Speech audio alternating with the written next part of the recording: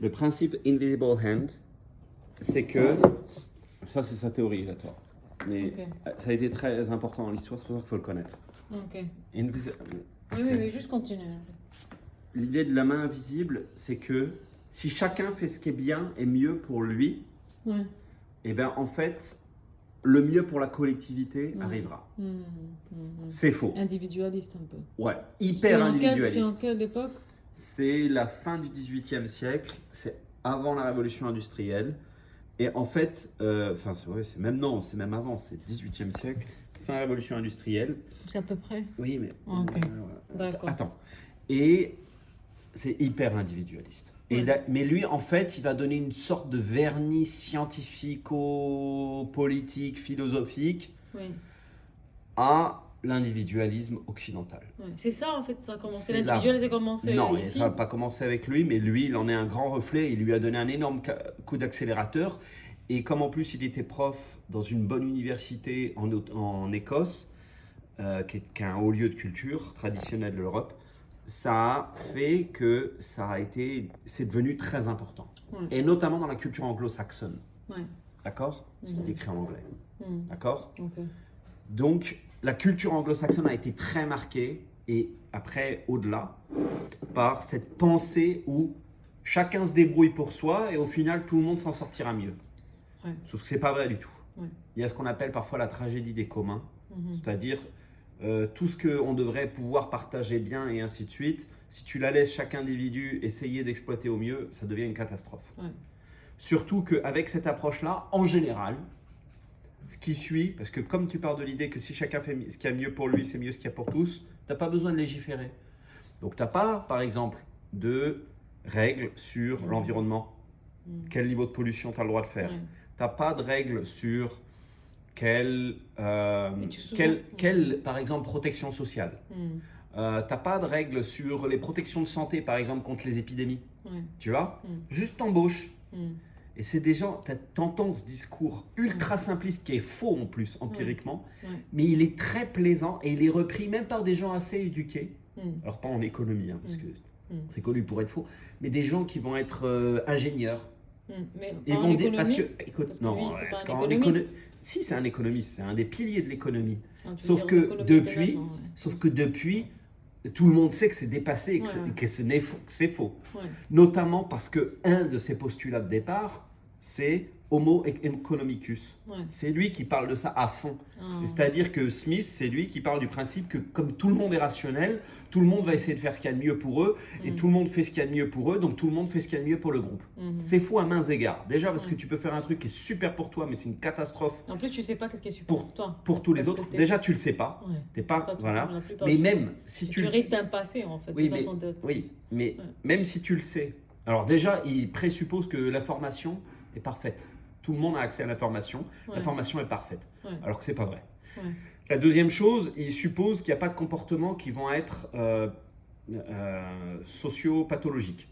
D'accord? Parce que ça se trouve, en fait, mon bénéfice, moi, je vais le faire en faisant des flingues que je vais vendre à tout le monde. Et même à des gens qui ne devraient surtout pas avoir un flingue. Ou que je sois un marchand de drogue. D'accord? Le marchand de drogue, avec Smith, un marchand de drogue, un marchand d'armes, un marchand de produits qui rend obèse, c'est la même chose. S'ils optimisent leur bien-être, ils optimisent le bien-être. Quoi? C'est un athéiste? Non, pas du tout. Mais s'ils optimisent leur bien-être, ils optimisent le bien-être de la société. On voit bien que c'est faux. Il n'y a pas de morale dans ce qu'il dit. Il rentre pas de... La morale, c'est une morale individualiste. C'est travaille dur, travaille bien pour toi, ça aidera les autres. Sans suivre ta propre morale. En fait, il n'y a pas un non, moral... il n'est pas individualiste à ma connaissance. Il n'est pas athéiste, pardon. Il est individualiste. C'est pas pareil.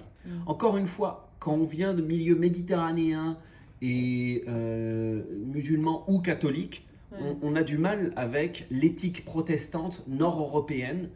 Parfois, on a presque l'impression qu'ils sont athées. Mais ils ne sont pas athées. Mais ils pensent que c'est l'individu qui prime. S'il y a des gens qui sont des losers, tu peux les laisser crever parce que peut-être c'est mieux pour eux. Peut-être que ça se trouve, s'ils souffrent beaucoup, au bout d'un moment, ils deviendront courageux, etc.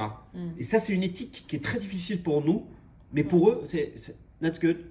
Et en fait, ça produit Un système darwinien qui, c'est vrai, va produire des individus très capables de bosser comme des oufs, comme des dingues pour obtenir ce qu'ils veulent, l'argent. Sauf que parfois, c'est extrêmement de manière illégale, avec une obsession de l'argent, etc. Il y a plein d'assumptions dedans. Il y en a plein, en tout cas, mais c'est connu par les économistes que c'est faux.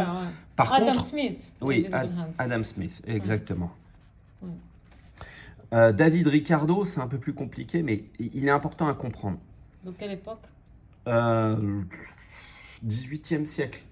David Ricardo, qui est d'ailleurs un copain avec Malthus, c'est un peu foufou, mais c'est pas grave. En fait, ils s'écrivent beaucoup. David Ricardo, c'est quelqu'un qui dit les pays doivent se spécialiser, pas forcément dans ce qu'ils font de plus cheap, mais là où ils ont un avantage. Par exemple, si toi tu es cheap et tu peux vendre beaucoup en faisant des draps, et qu'en plus ça laisse à d'autres qui peuvent faire du vin, parce que c'est l'exemple qu'il prend, hein, il est portugais, pour moins cher, eh ben, tu en es mieux comme ça, à faire du commerce comme ça, que toi d'essayer de faire et du vin et des draps. Parce qu'en fait, tu utilises ton avantage et l'avantage des autres à faire moins cher. Donc tout le monde s'en sort mieux. Et ça, c'est une autre façon de penser. Et il le démontre économiquement. Parce qu'avant, pour tout le monde, c'était ben non, moi je dois tout faire pour pas avoir à vendre, pour pas avoir à acheter. Rappelle-toi que certains mercantilistes pensaient que ce qu'il fallait, c'est que tu aies le plus dehors. Donc il fallait toujours que tu fasses tout ton truc, puis tu vendes du surplus. Et cette chose, elle a duré très longtemps, hein, notamment dans l'ère coloniale. Les colonies, elles servaient à quoi? Elles servaient à exporter, avoir plus d'endroits où exporter des produits manufacturés. Les mercantilistes, c'est ceux qui s'intéressaient au commerce, je t'avais dit. Mais c'est qui celui qui a proposé l'idée? Il y en a plein. C'est pas important. C'était avant Ricardo. Oui. Les physiocrates, les mercantilistes, ils sont avant cela. Avant cela. Ouais. Il n'y a pas de nom précis en fait. Tu peux, mais ça ne sert à rien, les gens ne les connaissent pas. Même les profs ici, ils ne les connaissent pas. Moi et Elias, on parle d'eux. Notamment physiocrates, c'est les Français. En fait, une bonne partie de la naissance de l'économie moderne, c'est les physiocrates et c'est les Français. C'est au XVIIe et surtout XVIIIe siècle, juste avant la Révolution française, que les premières tables d'économie sont faites. Qu'est-ce qu'un pays paye, qu'est-ce qu'un pays reçoit, etc. Et tu commences à faire des finances publiques. Et c'est une vraie façon moderne de faire de l'économie. Ça, c'est les Français. Et pour eux, parce que c'était une époque où ce qui était important, c'était l'agriculture. Hein. Est-ce que tu exportes du blé, voilà.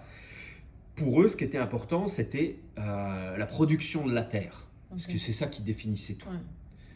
Mais au final, physiocrates, mercantilistes, etc., en fait, ont été des courants très importants, mais qui ne sont pas parmi les gens dont tu parles. Ça, c'est les géants, ceux que je t'ai mis là. Il y en a un d'ailleurs, c'est Piketty, il est toujours vivant. Thomas Stiglitz, toujours vivant. Amartya Sen, il est mort il n'y a pas longtemps. C'est des gens, en fait, très modernes ou contemporains. D'accord? Si tu connais ces 11, tu peux aller dans une discussion, les gens vont se dire « Ah ouais, quand même, dis donc, qu'elle s'y connaît en économie. Hein. » Voilà. Et ça, c'est les piliers de l'ère moderne et contemporaine en économie. Après, je pourrais t'en rajouter 2-3, et puis là... Tu ne veux pas continuer Non. Brièvement, attends. Donc là, moi, si je continue, David Ricardo, il t'explique que ce qu'il faut, c'est que les pays, en fait, soient dans des échanges économiques entre pays qui produisent et qui font des combinaisons de production moins chères. Ok, je vais écrire. Voilà. Je vais essayer de te retrouver comment bien le résumer. John Maynard Keynes, lui, c'est par rapport aux crises économiques surtout qu'il est connu. Il a fait plein de choses, Keynes. Notamment, il a proposé une monnaie mondiale à une époque. Ça aurait pu être une très grande avancée, mais les Américains ont refusé. Mais Keynes, qui était un Britannique, Cambridge, il a proposé, il a fait un modèle de relance économique qui a effectivement fonctionné. Tu sais, il y a eu la très grave crise de 1929 aux États-Unis. Et en fait, lui, il a proposé, il a dit, si l'État emprunte et prend des impôts un peu plus sur les riches, il peut relancer l'activité économique en investissant. Ok. En relançant l'activité économique, ça va relancer de la demande, relancer ok. de la croissance. Et en fait, tu peux ressortir de la crise plus rapidement Mm. avec ce qu'on appelle la relance keynésienne. Ok. D'accord? Mm. Donc, c'est une relance où l'État Mhm. envoie de l'argent pour qu'ensuite, il y ait de la demande, il y ait de l'offre, etc. Et l'économie reparte. Ok. C'est la relance keynésienne, je te l'écris. D'accord? Ok. D'ailleurs, j'avais eu ça au bac et j'ai eu 17. Ce qui était une super note en France. Tu vois. Ouais. 17. Karl Marx, c'est ce que je t'avais dit. Alors là, il y a plein de choses. Karl Marx, c'est vraiment un auteur au sens où il a apporté beaucoup d'idées qui sont vraies. Malheureusement, ses propositions, c'est-à-dire ses plans, ses solutions sont Ouais. catastrophiques. Mais par contre, ses analyses, là où elles étaient intéressantes, c'est qu'il a mis en avant qu'une des sources de la création de la valeur, de la richesse, c'est le travail humain. Mm. Et ça a l'air évident aujourd'hui, mais à Mm. l'époque c'était révolutionnaire parce qu'on pensait surtout que c'était le travail de la terre, y compris les mines, voilà, les physiocrates, et le commerce, et donc accumuler de l'or, etc. Finalement, l'humain, Mercantiliste. il était un peu Ouais. il était à côté, il permettait ça, mais c'était pas lui la richesse. Ok. Marx, il dit non, c'est lui la richesse. Ouais. C'est l'humain qui fait la richesse. Ouais. Ouais. Et c'est l'exploitation de l'humain qui fait que les capitalistes s'enrichissent. Ouais. Ouais. D'accord? Ouais. Et donc le problème, c'est que cette capitalisation, malheureusement, elle profite qu'à certains qui continuent d'accumuler, accumulation primitive, Ouais. mais qui sont suicides. Ouais. Parce qu'au bout d'un moment, Mm. les gens n'en peuvent plus et ça emmène à des révoltes, Mhm. parfois à des révolutions. Mhm. Et donc lui, il appelait une révolution mondiale Mhm. des travailleurs. Avant d'aller là, il vaut mieux aller ici. Van Hayek, c'est quelqu'un qui réagit à Karl Marx. Ok. Et il dit mince, parce qu'effectivement, Karl Marx, là où il a eu raison, c'est qu'il y a eu aussi des révoltes et des révolutions, notamment la révolution d'octobre en Russie, qui fait que la Russie est devenue communiste. En quelle année? 1917. Karl Marx, il était dans quel... Il était déjà mort. Il était mort. Karl Marx, il est du siècle précédent, mais il n'est pas mort très longtemps avant. Mais il est mort plusieurs décennies avant. D'accord.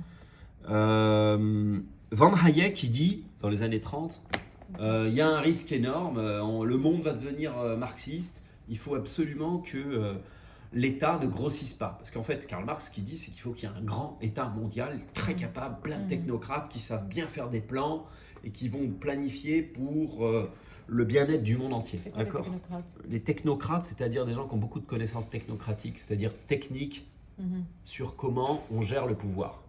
C'est-à-dire des gens qui savent faire des plans quinquennaux, des gens qui savent faire des stratégies de développement local, des gens qui savent faire des plans de développement des ressources humaines, des gens qui savent faire des plans, par exemple, comme nous à l'université, un programme pédagogique.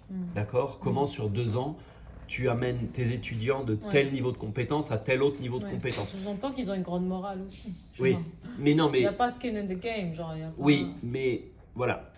Le skin in the game, c'est que normalement, dans une bonne bureaucratie et une bonne technocratie, tu avances dans ta carrière en fonction de tes résultats quand même. Si tu as des résultats positifs. Mais tu accumules pas trop de wealth. T'en accumules, après, voilà, ça dépend, oui. Mais non, tu ne deviens pas riche. Ouais. La fonction publique, normalement, n'est pas censée te rendre riche. Par contre, elle peut te permettre de bien vivre. Ouais. Non, elle doit te permettre de bien vivre, c'est pas toujours le cas. Pour revenir à Van Hayek, il dit non, il faut casser cette dynamique. L'État fort, c'est l'ennemi. Et nous, et lui, finalement, il reprend les idées de Smith. Il dit c'est l'individu, c'est le créateur, et il reprend les idées de Schumpeter. C'est l'entrepreneur qui est au cœur de la croissance. Il ne faut surtout pas l'empêcher. Et dès qu'on commence à vouloir mettre des barrières, on va on our road to serfdom. On va sur notre route vers la servitude. C'est-à-dire, on va devenir comme des esclaves du marxisme de l'État. Ok? Alors, c'est complètement exagéré. Comme Thatcher, en fait. C'est le maître à penser de Margaret Thatcher. Ouais, je vois bien ses idées dans... Et il a eu un prix Nobel de la paix, d'économie, pardon. Ouais, surtout pas de la paix. Un prix Nobel d'économie. Et Margaret Thatcher, il n'était pas mort quand elle est devenue Premier ministre. Capitaliste, non? Ultra néolibéral. Lui. Oui. Capitaliste et néolibéral. C'est-à-dire, non seulement il est capitaliste, mais il est ultra capitaliste. D'accord. C'est-à-dire, il est vraiment néolibéral. Hmm. Donc lui, il dit, Thatcher aussi? bah bien sûr, Néolibéral. Thatcher, elle le prend pour presque un messie, quoi. Elle le prend pour presque un prophète. Ouais. Donc Thatcher, quand Elle il devient vivait en Premier même ministre... temps ou c'était... Non, mais Non, lui, c'était écoute, les années 30. Ouais. c'est là qu'il a écrit son bouquin. Mais quand Thatcher, elle arrive au pouvoir, elle est toujours vivant. Elle le rencontre, elle est Éblouie. gaga en admiration devant son maître à penser. Ok. Donc lui, c'est le penseur du néolibéralisme. Ok. Milton Friedman, dans les années 70, c'est un mec qui va faire des démonstrations économiques de pourquoi il faut être néolibéral. Et il va aussi obtenir un prix Nobel d'économie. Hmm. Et il est important parce qu'il fait partie de ce qu'on appelle les Chicago Boys. Tu vois, c'est le penseur économiste du groupe qu'on appelle les Chicago Boys et qui vont faire beaucoup de mal en légitimant par beaucoup d'écrits pourquoi il faut être néolibéraux, pourquoi il faut réduire l'État, pourquoi il faut faire des coupes, pourquoi il faut éviter qu'il y ait des écoles publiques. Parce que sinon, tu fais des fonctionnaires, sinon tu fais des impôts. Puis est-ce qu'ils sont motivés, hein? Alors que s'ils sont dans le privé et qu'ils risquent d'être virés à chaque année, ils vont vraiment cravacher. Sauf que, moi je peux te le dire, hein, je suis un prof, si tu vis dans la peur, tu vas pas avoir une production de qualité et tu vas faire plaisir aux élèves et aux parents plutôt que de les noter correctement. Ouais. Tu diminues le niveau en fait. Exactement. Tu diminues la difficulté et tu augmentes leur récompense en leur donnant des bonnes notes gonflées. Ouais. Et tu diminues worth at the end. Ah bah exactement. Ouais. Mais tu auras des élèves contents, hein, Ouais. parce que t'as vu maman, j'ai ramené des bonnes notes. Le mec, il apprend la moitié de ce qu'il apprendrait ailleurs, mais il a des bonnes notes. Et voilà. Et ça, même en AI, en fait, la peur, c'est ça ce que l'AI n'a pas, que l'être humain a, et c'est pour ça que l'AI peut apprendre plus vite. La peur, en fait, t'inhibe, tu es stuck. Tu vois. Ouais. Donc, Van Hayek, il est, si tu veux, c'est lui qui est pour... en fait, il appelle à avoir peur. Il a la peur du marxisme. Parler, lui, oui, mais je vais y retourner. Ah. Oui. La peur du marxisme et l'appel au... Alors, je vais mettre néo entre parenthèses parce que les néolibéraux ne s'appellent jamais néolibéraux. Okay. Mais ils s'appellent libéraux, mais ils sont néolibéraux. Pourquoi? Parce que Smith, c'est le libéral par excellence. Okay. Et il va jamais dans un truc aussi dingue que... C'est-à-dire que Smith, il dit, chacun doit essayer de faire ce qu'il y a de mieux, etc. Mais il te dit pas, faut pas qu'il y ait de gouvernement. Eux, ils te disent, le gouvernement, c'est l'armée et la police. Le reste, non. Donc eux, ils sont pour une armée, une police forte. Okay. Mais ils sont le reste, non. Pourquoi Trump, un peu. Exact, ouais. Ah, Trump, il est plus complexe que ça. Lui, parce qu'il est dans le gouvernement. Et il est dans le gouvernement, donc avoir une Maison Blanche avec plein de dorures, avec plein de pouvoirs, ça le dérange pas. Parce que lui, Trump, en fait, c'est pas un idéologue, Trump. C'est plus un type qui rêve d'avoir son pouvoir. Alors après, il a des idées d'idéologue, mais voilà. Friedman, eux, ils font des démonstrations scientifiques, voilà, faut couper, faut faire ceci, cela, etc. Chicago Boys. Pourquoi ils s'appellent Chicago Boys? Ils sont à l'université de Chicago. Ah, il y a beaucoup de penseurs à Chicago. Comme même Nudge, tu vois, théorie, sustain, etc. Elias, il était à l'université de Chicago. La plupart des économistes, mais, des grands économistes, c'est de Chicago. C'est une très grande... ça a été une très grande université pour l'économie. C'est toujours une très bonne université pour l'économie, mais ils ont eu des prix Nobel, ils étaient très influents, etc. Mais aujourd'hui, les gens en sont revenus. Okay. Notamment parce qu'il y a eu des gens comme Joseph Stiglitz, lui aussi prix Nobel d'économie, qui ont montré que tu ne peux pas tout faire de manière néolibérale, que notamment l'accès à l'information est imparfait. D'accord? Parce que ça, c'est un postulat de base, c'est chacun est rationnel, en ayant accès à l'information, ils vont faire le bon investissement. Sauf que tu as plein de gens qui ne savent pas du tout où mettre leur argent. You can, the entrance, or you can make this, yeah, the kitchen, thank you. il y en a plein qui ne savent pas du tout où mettre leur argent, par exemple, où investir. Tu en as plein qui vont faire, malheureusement, investir dans des trucs. I should watch this. Yes, thank you. No, leave it. I will use it again. Thank you. Il y en a qui font des investissements. This one. Just throw.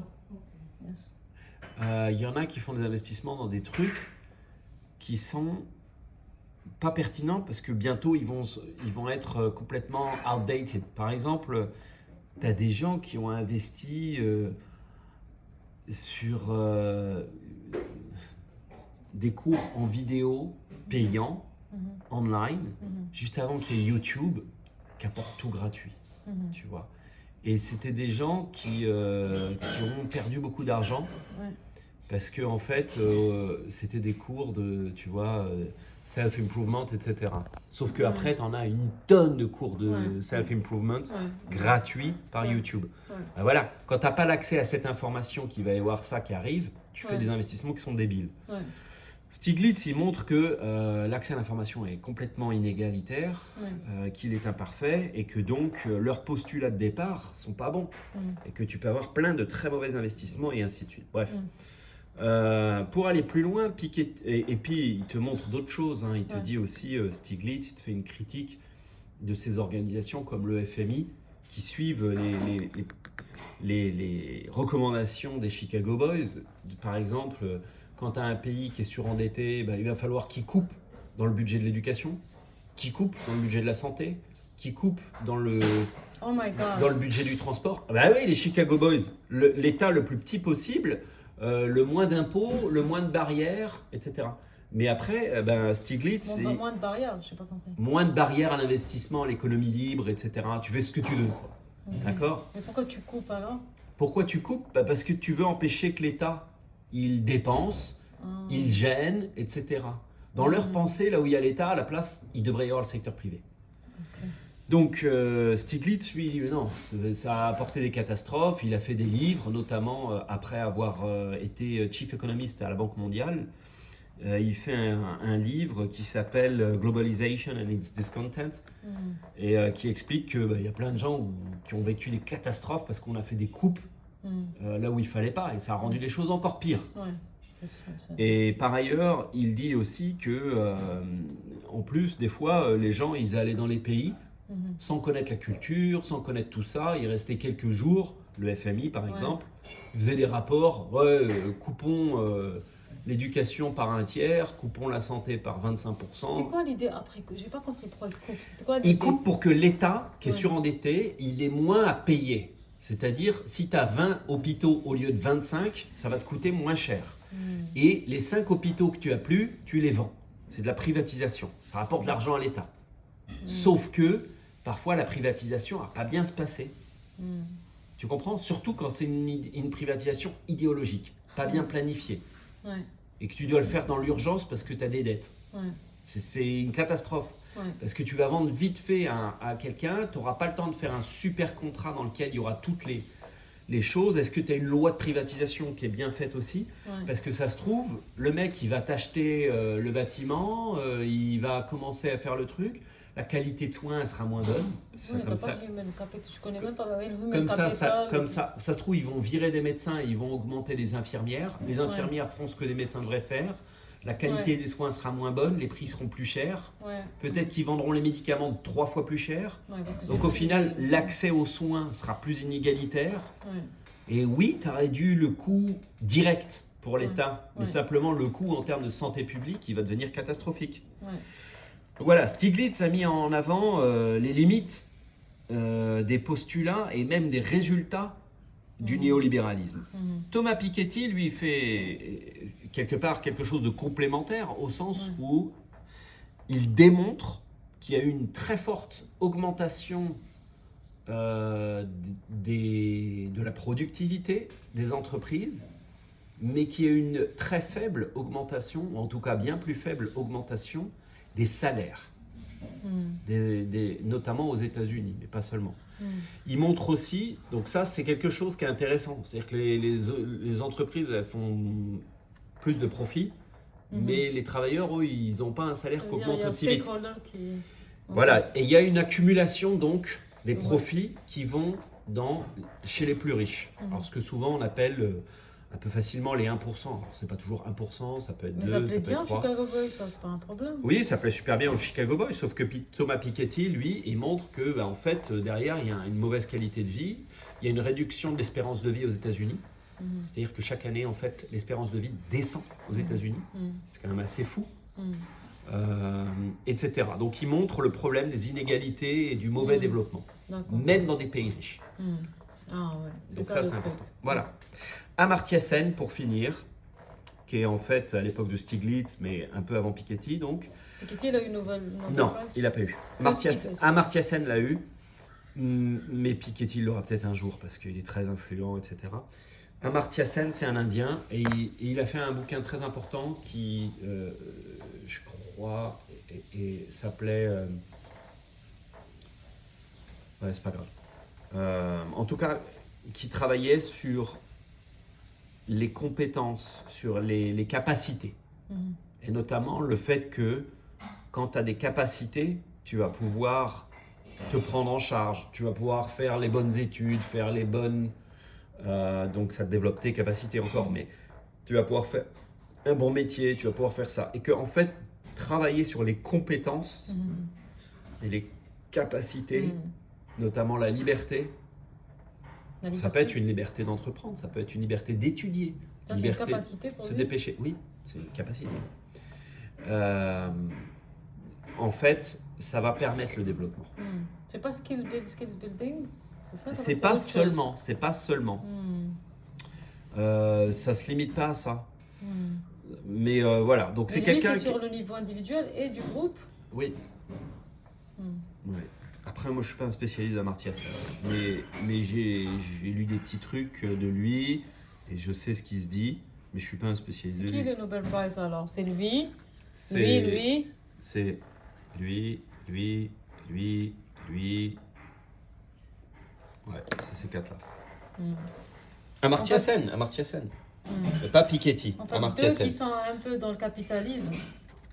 Ouais. Et les autres, je sais pas comment Ouais. ça s'appelle. Mais tu sais, à une époque, les gens ils pensaient que le néolibéralisme, c'est pas le capitalisme. Néolibéralisme. Ils sont Ok. quasiment tous capitalistes sauf Karl Marx. Ok. Ils sont tous capitalistes sauf Karl Marx. Mhm. Mais eux, ils sont néolibéraux. C'est quoi la différence? C'est-à-dire, c'est comme les extrémistes. L'extrême de la Exactement. capitalisme. Ok.